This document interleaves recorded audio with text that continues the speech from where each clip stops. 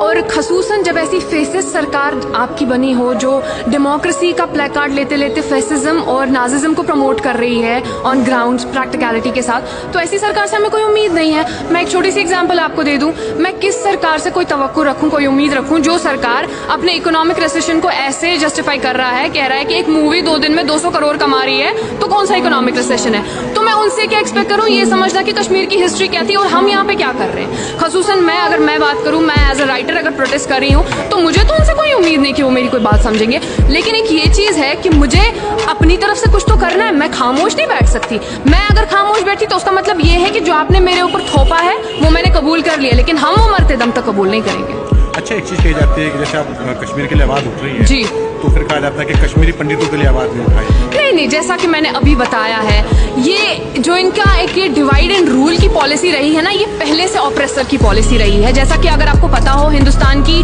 History भी उठाकर हम देखें, हिंदुस्तान का फ्रीडम स्ट्रगल भी हम उठाकर देखें, उस टाइम पे जो ऑप्रेसर था उनकी भी ये पॉलिसी रही डिवाइड एंड रूल, और वो सक्सेसफुल रहे और हिंदुस्तान को बहुत सफर करना पड़ा उसकी वजह से।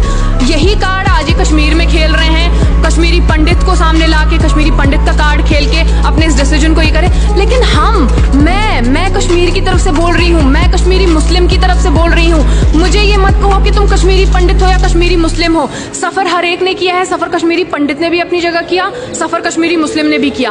तो मुझे दर्द बराबर का है। मैं एज अ पंडित भी अपना दर्द बयान कर सकती हूँ, मैं एज अ मुसलमान भी अपना दर्द बयान कर सकती हूँ, मैं लद्दाखी का भी दर्द बयान कर सकती हूँ, मैं जम्मू वाले का भी दर्द बयान कर सकती हूँ। तो मुझे ये कह के डिवाइड करने की कोशिश ना करे और अपने इन गंदे ख्यालात को इन चीजों के पीछे छुपाने की कोशिश ना करे। अच्छा, एक चीज कही जाती है, जो कश्मीर के लिए बोलता है उसे देशद्रोही कहा जाता है। जैसा कि आप खुद कह रहे हैं, जो कश्मीर के लिए बोलता है, हम क्यों ना बोले। हमारी आपने ऐसी हालत कर दी है, पिछले 70 से ज्यादा दिनों में आपने हमें हाउस अरेस्ट करके रखा है, कश्मीर को आपने स्टैग्नेट करके रखा है, हम बात क्यों ना करें। मुझे आप ये बताइए, जिस एबनॉर्मल सिचुएशन को आप नॉर्मल सी कह रहे हैं, कश्मीर के स्टूडेंट की बात लीजिए आप। मैं एक स्टूडेंट हूँ, मुझे कश्मीर से भाग के आना पड़ा। क्यों?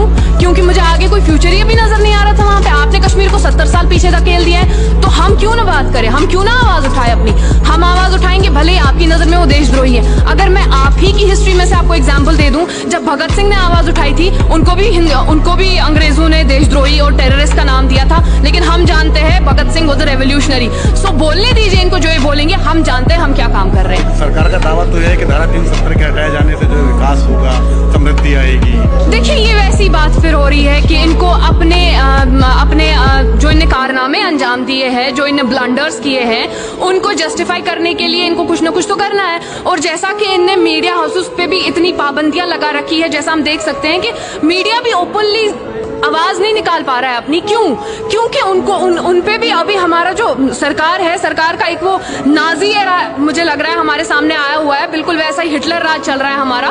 तो उस वजह से कि जो असल बात है वो सामने नहीं आ रही है। आप डेवलपमेंट वगैरह का बोल रहे हैं, अभी आजाद साहब ने भी कहा कश्मीर खुद अपनी जीडीपी संभाल सकता है। भैया, आप अभी अपनी इकोनॉमी पे ध्यान दीजिए, आप बाद में कश्मीर की डेवलपमेंट की बात कीजिए।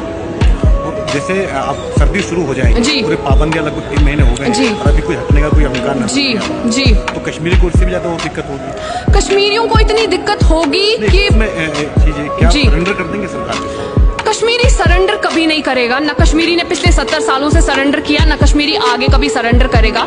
लेकिन कश्मीरी ऐसा नहीं है कि अगर अभी कश्मीर से आवाज, बहुत धीमी आवाज बाहर निकल रही है, लेकिन आवाज बाहर निकल रही है। मैं यहाँ पे, मैं कश्मीर की आवाज हूँ, मैं कश्मीर हूँ इस टाइम पे जो बोल रहा है। मेरे में जो ये गुस्सा है, ये कश्मीर के अंदर गुस्सा है। आपने मेरे से मेरी जमीन छीनी, आपने मुझे मेरे घर में बेघर कर दिया, और आप चाहते हैं कि मैं बिल्कुल खामोश रहूं। नहीं, और आप मेरे आंसुओं को नहीं दिखा रहे हैं, लेकिन आप ये बता रहे हैं कि मुझे बोल रहे हैं आप स्माइल कीजिए, और ये बता रहे लोगों को मैं तो बहुत खुश हूँ। लेकिन आप मुझसे तो पूछिए कि मैं कितना खुश हूँ। तो ऐसा हो रहा है, ऐसा ऑन ग्राउंड सिचुएशन है। पिछले दिनों जम्मू कश्मीर प्रशासन ने, पुलिस प्रशासन ने विज्ञापन दिया था अखबारों में खामोशी तोड़ने के लिए जी, जो खामोशी वहाँ पे छाई हुई है। देखिए, तो क्या ये मान लिया जाए कि जो कश्मीर का पत्थरबाज जो प्रोटेस्ट करता था वो अब गांधीवादी रास्ते पे चल पड़ा? नहीं, ऐसा तो मुझे लग नहीं रहा। मैं उस पर कोई कमेंट नहीं करूंगी, क्योंकि हर एक के प्रोटेस्ट करने का अपना एक तरीका होता है। मैं अपने तरीके से प्रोटेस्ट कर रही हूँ, मैं अपने कलम के जरिए प्रोटेस्ट कर रही हूँ।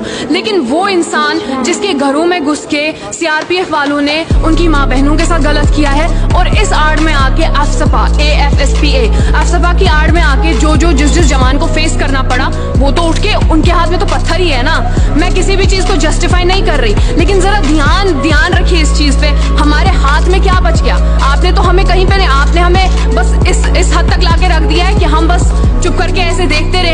खुले, कब हमें अपने घरों से बाहर आने की इजाजत मिल सके।